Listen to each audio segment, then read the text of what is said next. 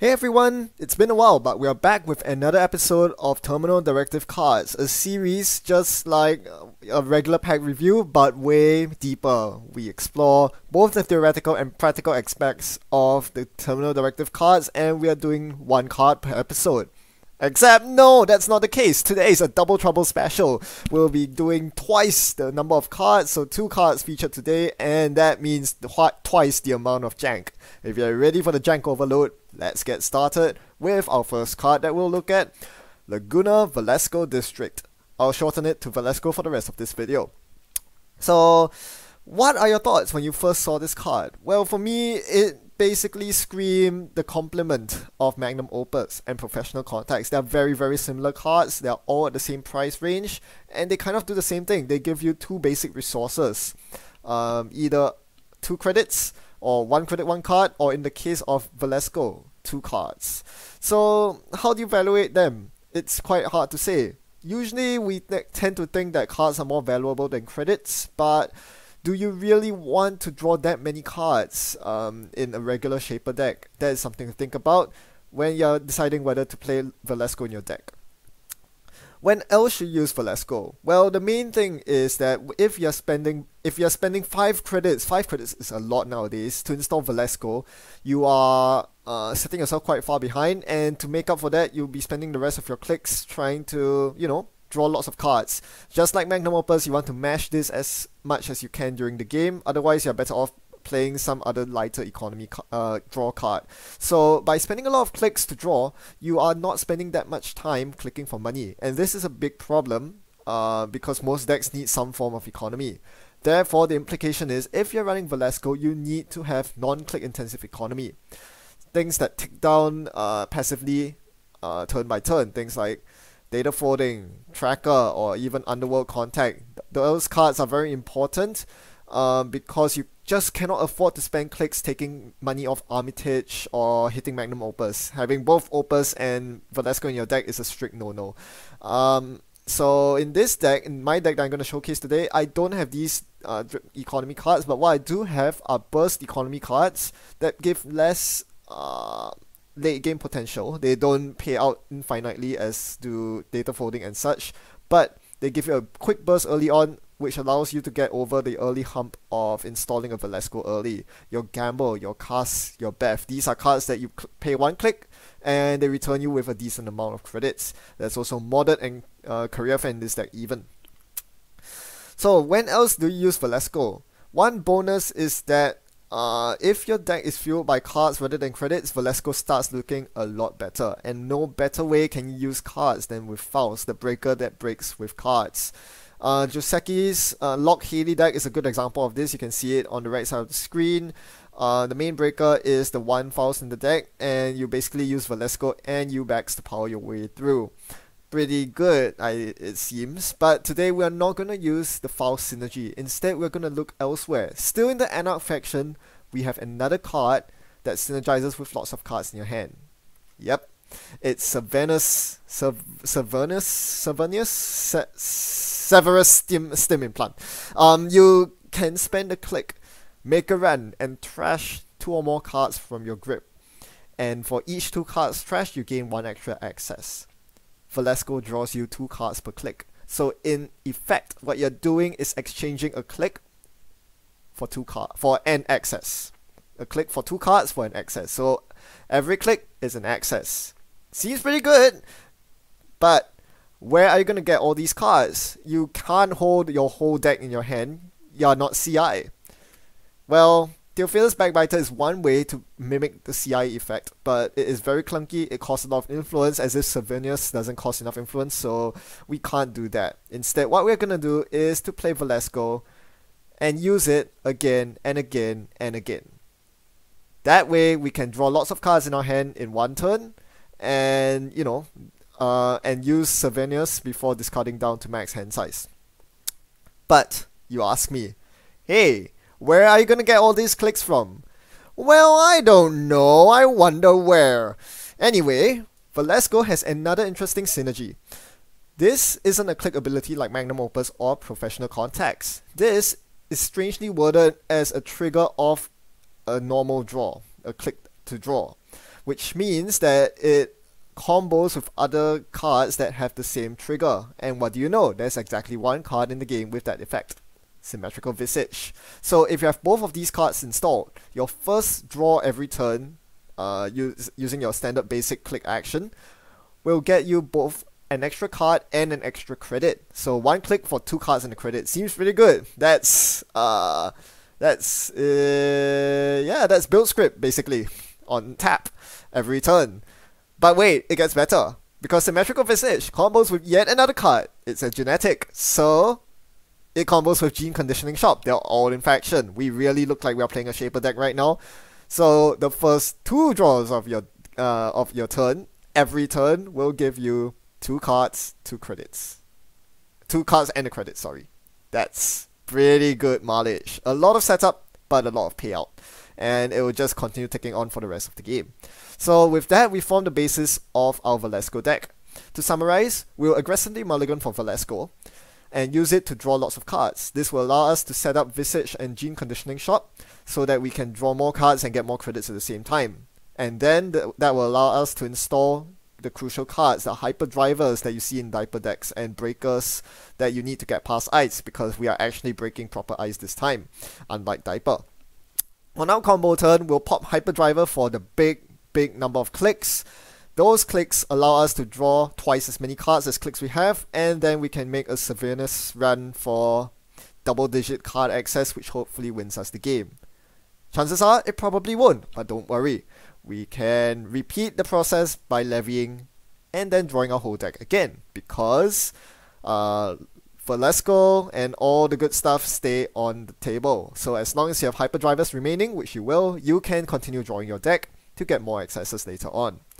Sounds like a pretty interesting deck, huh? Well, if you're interested in the idea itself and you think you have a way to build that deck on NetRunnerDB, please pause the video and go do it yourself. You can even post your build deck in the video comment section and I'll have a look at it. You can compare it with mine and see the similarities and differences. But yeah, if you are interested in this at all, I strongly urge you to go pause the video and try it yourself, and then we'll come back and look at the playthrough. See you then.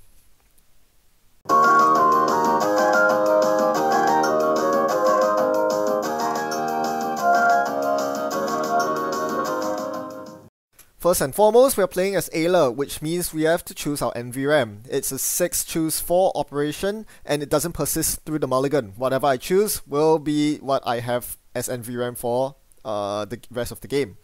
So I decided to choose the 4 cards in the back row. I need Hyperdriver, because I need to guarantee that I'll be able to draw it in quick time. I want Levy on my NVRAM because I don't want to lose Levy to random meat damage. Having it on my NVRAM safely is good. And Bookmark is a very key card that I need early on, because if you build your deck on NetRunnerDB, one thing you quickly realize is that you will have quite a big problem if your only source of cards is Valesco. You need to be able to have Bookmark available to stash some cards so that you can get a Severus turn off with ease, and that's what Bookmark does for you. You need it early on, because the last thing you want to be doing is to ditch your extra cards at the end of turn to hand size. You really want to stash them on Bookmark instead.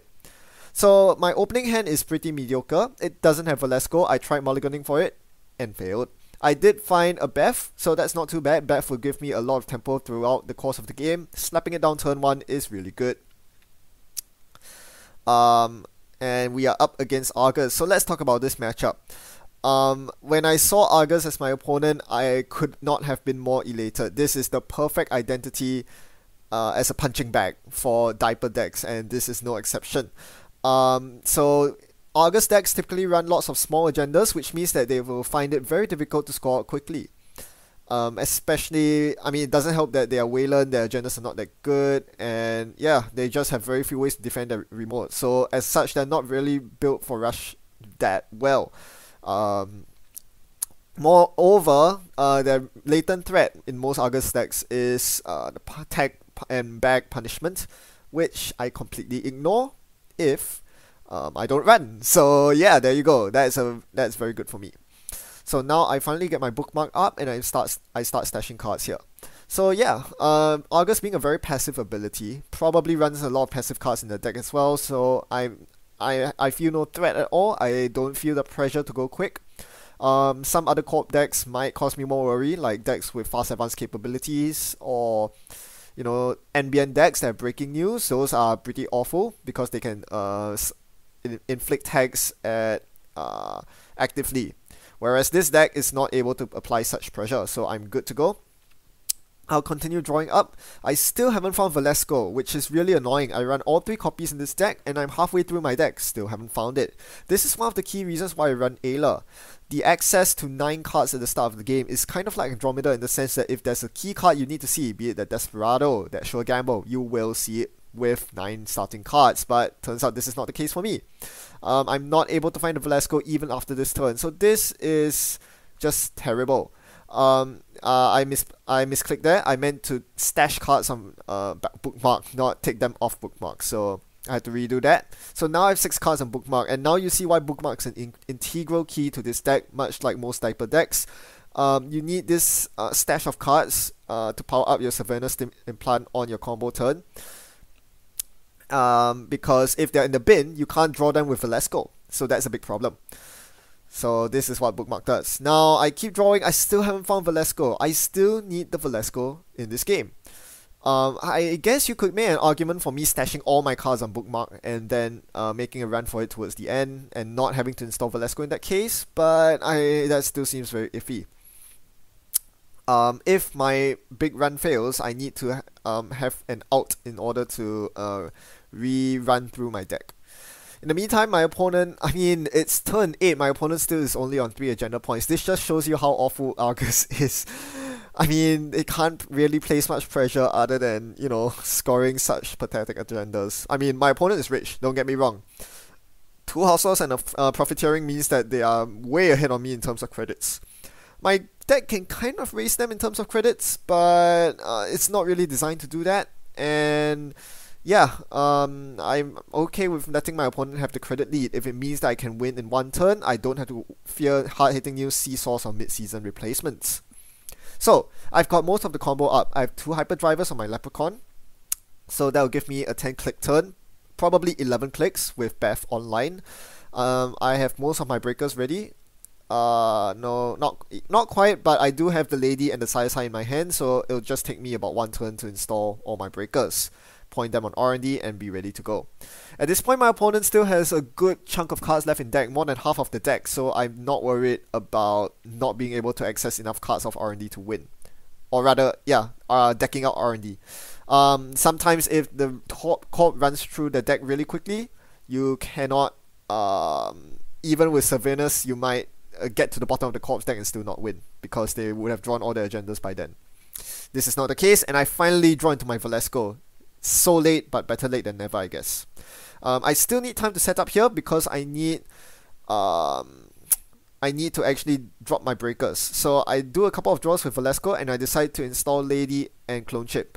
Normally, I'll just install Lady and Sai here, but I don't want to install the Sai here because I do not want to give away the fact that I'm going to direct my pressure on R&D. So far, my opponent is very clearly not aware of what my deck is doing. Someone who is more privy of what my deck's doing would be stacking all the ice on R&D. My opponent is not in this case, so I want to keep it secret from them, and ideally, during the combo turn, what I want to do is to just drop Sylvanus and Sai in the same turn, so that they won't be too suspicious of what I'm doing. You may notice that in the past turn and this coming turn, I will be liberating all the cards off my NVRAM. One of the cards is Levy. I know that I stashed the other Levy on my bookmark, so I needed to get the Levy on my NVRAM off so that I could Levy and restart my deck. I got the other 2 cards off my deck because I wanted them in circulation when the Levy is played. That way I can then draw them with Valesco, which is more click efficient than actually liberating them off NVRAM, which is quite important during the combo turn. I can afford to spend 1 click to liberate 1 card off the NVRAM because my opponent gave me the time to set up. There is no scoring or killing threat as of yet. Next turn is going to be my combo turn, by the way. I can afford the clicks next turn to draw my entire deck and still drop the Sai and the Sylvanus in the same turn. make a note that I don't actually have to spend a click installing the Sai, I can easily get rid of it from my hand using Sylvanas, which trashes Sai for me. So here goes, combo turn.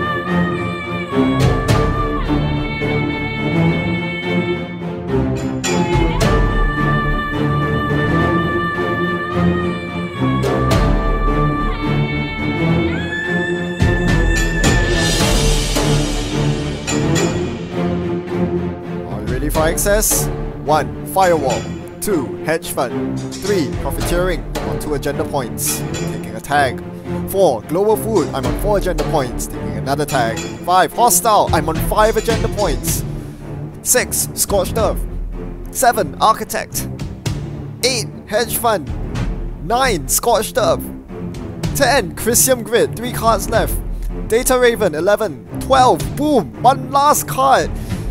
Am I gonna get it? Project Atlas! 7! Exactly 7 agenda points. Woo! Wow. You can't cut it any closer than that. Unbelievably, it really came down to the very last access. Had I not drawn my entire deck and liberated my entire NVRAM, I would not have won on the spot there. That's crazy. Anyway, now let's do an after action review of Valesco. You notice in this game that Valesco did not unleash its full potential, and that's because all 3 copies end up being stuck in the bottom third of my deck, unbelievably. But this goes to show a very important point when you're building a deck with Valesco. Not just in this combo diaper deck, but in any deck in general. If you have Valesco, this should not be your only source of card draw, because if you're leaning on this card very hard for more cards and you don't find it early, you basically lost the game, right? Because your draw engine is half as effective. That cannot be the case. You need to complement it with other forms of draw. Ideally, perhaps faster forms of draw like Diesel that can get you your Valesco more quickly. Or something like Ubex. This basically gives you a 4th, 5th, and potentially 6th Valesco in your deck. So, yep. Make sure you have multiple redundancies in your deck. Even though Valesco is unique, there's no reason to install more than one of it. It's still important to have redundancies for consistency. Next thing to note is that even though I drew Valesco late was still better than never in this deck's case. Typically, you won't install such a card if you see it too late, but I needed it for my deck because, as mentioned, this is actually part of my combo. Without Valesco, I couldn't have drawn the 11 cards remaining in my deck in good time. I had only 11 clicks. I wouldn't have any clicks remaining to install Sylvanas, play the Freedom 3 quality, and run on R&D at the same in the same turn. So yes, I needed to drop it there, and it worked out in the end. So this is the deck list you have been waiting for. If you made your own deck earlier, now's the time to compare and see what's same and what's different. The main skeleton should be the same, but I think there are lots of cards that you might not expect, especially these one-off hate cards. These are definitely flexible slots, and they're by no means right or wrong. There are lots of matchups that can prove to be problems for this particular variant of Diaper, since you're so all in. I mean, you're basically tunnel vision onto this one run. So many things can go wrong, and these cards help in the event that you meet one of these matchups. Harpsichord prevents you from stealing all 7 agenda points in one turn. This is why you need the Employee Strike. Breaking News is a problem. So you don't want to get hit by breaking news and then lose all your money or lose your Valesco. That is a nightmare. So you need the Aaron Marin to protect against attacks and kill as well, perhaps. Some people might play Mother Goddess, cheeky CI players, placing one on R&D and preventing you from making a successful run. That's what you need the Oddman for. Finally, Sacrificial Construct is a best defense because, well, Bookmark is a very important part of your combo. It helps you stash cards on it, and the last thing you want is to lose 12 cards on Bookmark while you're building up to your combo turn. Best defense against that. I mean, Sac Construct defense against that, as well as upgrades like Marcus Betty, which attempt to program kill you. Caprice and Lakshmi are probably the deck's biggest weaknesses, because a res Caprice or a res Lakshmi basically just ends your game. You can't steal agendas, period. Caprice, you can't make successful runs on R&D, period. And there's no other vector of attack, because this deck is all in on that R&D run. You could include multiple film critics for Lakshmi, that blows up your deck. You could include Rumor Mill, but you don't have the influence for it. So yeah, there are definitely weak matchups, but against everyone else, should be pretty fair game with all these hate cards in. And speaking of hate, but first, let's talk about Ayla first. So Ayla is the second card we're talking about in this Terminal Directive cards double whammy. The first being Velasco. We haven't given much love to this ID at all. So how do you think this ID did in this game? Well, the first thing we must do is to compare it to existing IDs, and lo and behold, these are actually really good IDs. Shaper IDs are really good at paying out in the long run.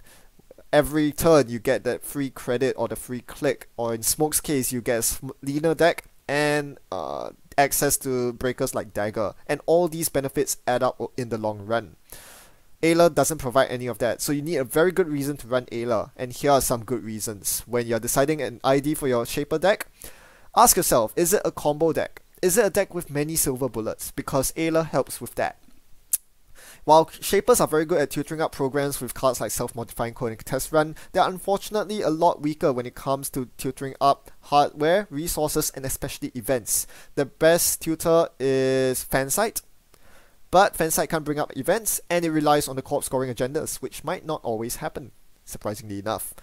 And because of this, if you're forced to draw through your entire deck in the worst case scenario to find the one-off card at the bottom of your deck, you're not going to win the game. Therefore, Ayla helps by alleviating this probability. I mean, it's not a foolproof or a guarantee. You could still get a bad NVRAM draw, but it helps to mitigate this, and it's all about consistency, right? The more consistent you can make your combo deck, the better it is, and that's the goal with using Ayla as an identity. You'll notice that my deck runs a lot of silver bullets, going back to the deck list, and there's a good reason for that. As you notice, the entire concept of this deck hinges on drawing my entire deck and ditching it all to Sylvanas Stim Implant. This basically means every game I'm guaranteed to draw my entire deck. This is the reason I'm running so many hate cards. In a typical Shaper deck, you probably can't afford to run this many flexi one-offs because you won't always draw your deck. Some decks just go too fast for that. Moreover, this deck doesn't really need many other deck slots. Once you settle the bare minimum of breakers, combo pieces, and sufficient economy and cards to get through R&D once or twice, you don't need any more cards. And I found myself with a lot of free slots left, so might as well spend them on hate cards. And Ayla gives you the ability to find these hate cards that much quicker. Imagine if you are sitting opposite to an NBN deck and you see Aaron in your opening NVRAM. That is the best feeling ever. You just chuck that Aaron on the NVRAM and you know full well you'll be safe against breaking news for the rest of the game. So yeah, Ayla gives you that probability, however small it is, having to see it in 6 of your 45 cards at the start of the game. But even if you don't, you still get to start with an opening hand from a 39 card deck, and you get to mulligan if you still don't see the Aaron. So this additional probability of seeing your one-off hate cards does add up with mulligans. Finally, there's one little point that is particularly pertinent to my deck, and that is that if your deck contains lots of card combos that are reliant on ordering, Ayla becomes a lot better. In my case, Gene Conditioning Shop is completely dead, useless, without Visage. Similarly, you don't want to install hyperdrivers before Leprechaun because it takes up too much memory. Valesco is not a good card to use before Bookmark because if you flood your hand and do not have bookmark, you'll be forced to ditch your cards in the bin where they cannot be used for powering up souvenirs. So seeing these cards in the correct order is important, and oftentimes your deck will go against you and not produce these cards in the order you would desire. Ayla helps alleviate that somewhat. If you see the Visage, Leprechaun, or Bookmark in your NVRAM opening hand, you'll stash it on the NVRAM. No questions asked, it's auto stash. That way, when you draw those reliant cards, you know full well that they won't be completely dead because you have the required card on your NVRAM ready to pull out and play. And in the event that you do find another copy of Visage, if you already have a Visage on your NVRAM, for example, then you just save a click. You don't need to use the NVRAM click to draw it, and in future draws with Valesco, you won't have to draw the dead copy, the second dead copy of Visage. So yeah, basically in a nutshell, Ayla is very good if your deck satisfies any or all of these three criteria. In my case, my deck happens to satisfy all three criteria perfectly, making my deck a very good fit for Ayla and vice versa. But this doesn't have to be the case. Generally though, you don't build a deck around Ayla. You build a Shaper deck first and then ask yourself which Shaper ID is the best to use. Maybe you just want the raw efficiency of some of these Shaper IDs, but if you fulfill any of these criteria, maybe it's a good idea to give Ayla a go and see how much more consistent your deck gets. Well, I hope you found this video informative. In the meantime, thanks for watching and happy net running. I'll see you around. Souvenirs. Souvenirs. Souvenirs. Souvenirs. Souvenirs. Souvenirs. Souvenirs. Souvenirs. Severinus. What the f?